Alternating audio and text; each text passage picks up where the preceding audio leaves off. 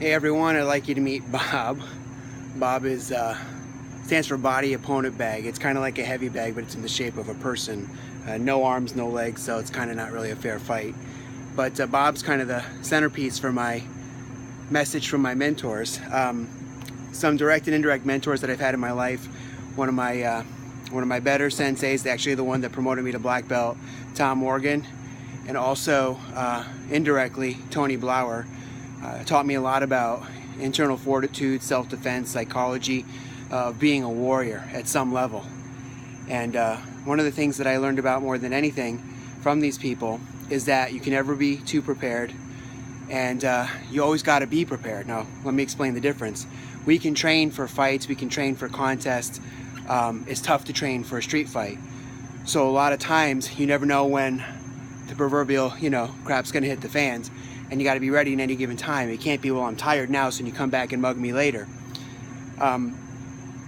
So I try to train at all different times. It might be 6 in the morning, not likely, but sometimes. It could be 11 o'clock at night, which I think is close to right now.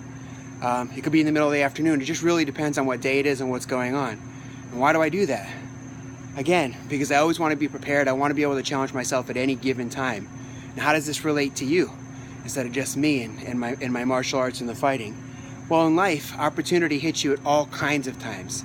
Sometimes when you're not expecting it, sometimes exactly when you're expecting it. But if we're not prepared for it when it happens, we're not going to be able to take advantage of it.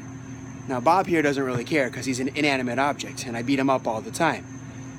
But for us, it's a different story. For us, when that door opens, we got to be able to walk through it. And our training and our commitment to mastering the skills and the things that we do are going to have a big effect on whether or not we're going to be able to take that opportunity and make the most of it. Now, it doesn't mean that when those opportunities come, if you're not prepared, that more opportunities won't come later. But you never know when they're going to happen, so you might as well train yourself to be ready whenever they do. A little bit of a rant, I realize that. I think Bob's throwing me off a tiny bit, but I think the message is clear. You can't train for a street fight. You never know when an opportunity is going to come. So at any given time, prepare yourself, master your skills, superior mindset, do what you got to do.